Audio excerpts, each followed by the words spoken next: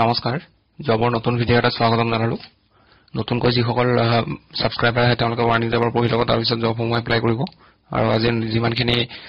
নতুনকৈ ভেকেন্সি মুকলি হৈছে সেইখিনি ডিটেইলছ মই দেখুৱাই আছো ভেকেন্সি আপোনালোকৰ এক নম্বৰটো ডিস্ট্ৰিক্ট কমিশনাৰ ধেমাজিৰ পৰা আহিছে ডিস্ট্ৰিক্ট প্ৰগ্ৰাম এসিস্ট্যান্টৰ ভেকেন্সি আইটি মিশন শক্তি এটা পোষ্ট আছে স্যালাৰি ইয়াতে 20800 পাৰ মান্থত পাব কোৱালিফিকেশন গ্ৰেজুৱেচন কৰা হ'ব লাগিব ওয়াৰ্কিং নলেজ হ'ব লাগিব কম্পিউটাৰছ আইটি সেক্টৰত আৰু লগতে 3 বছৰ এক্সপেৰিয়েন্স বিচাৰিছে data management process documentation and web based reporting format at state or district level with government organization or non-governmental IT based এইবোৰ সেক্টৰত আপোনালোকৰ এক্সপেৰিয়েন্স লাগিব 2 নম্বৰটো একাউন্টছ এসিস্ট্যান্ট এটা পোষ্ট আছে 19000 of salary per month ইয়াতে গ্ৰেজুৱেচন বা diploma কৰা হ'ব লাগিব accounts or other discipline having accounts as a subject আৰু লগতে 3 বছৰ এক্সপেৰিয়েন্স বিচাৰিছে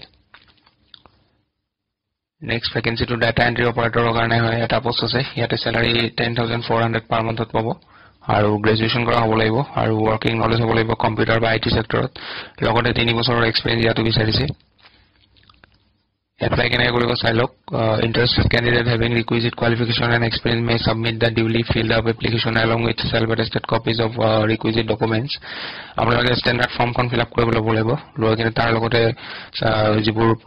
সাৰ্টিফিকেট আছে 10 12 আৰু গ্ৰেজুৱেচনৰ হেবোৰ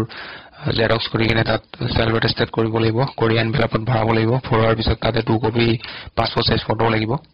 এইখিনি আপোনালোকে ভৰাই কিনে এনভেলপটো ভালকে সিল কৰি ল'ব কৰাৰ পিছত আপোনালোকে এইটো এড্ৰেছত পঠাব লাগিব বাই পোষ্ট কৰিব লাগিব বা নিজে গৈ দি দিব লাগিব district social welfare officer Ratanpur Dhemaji word number আৰু পিন নম্বৰ দিয়া আছে এপ্লাই কৰিব লাষ্ট ডেটটো হ'ব আপোনালোকৰ আগষ্টৰ 7 তাৰিখলৈকে 4টা বজালৈকে আপোনালোকে এপ্লাই কৰিব পাৰে মানে 4টা বজাৰ ভিতৰত দি আহিব লাগিব হাৰ্ড কপিটো পিছৰ ভেকেন্সিটো গুৱাহাটী মেডিকেল কলেজ এণ্ড হস্পিটেলৰ পৰা আহিছে গুৱাহাটী ষ্টাফ নাৰ্ছৰ ভেকেন্সি ক্ৰিটিকেল কেয়াৰ 4টা পোষ্ট আছে Salary ইয়াতে 20000 টকা পাৰ মান্থত দিব আৰু ইয়াতে বিএসসি নাৰ্সিং বা জিএনএম কোৰ্স পাস কৰা হ'ব লাগিব লগতে ৰেজিস্টাৰ্ড উইথ আসাম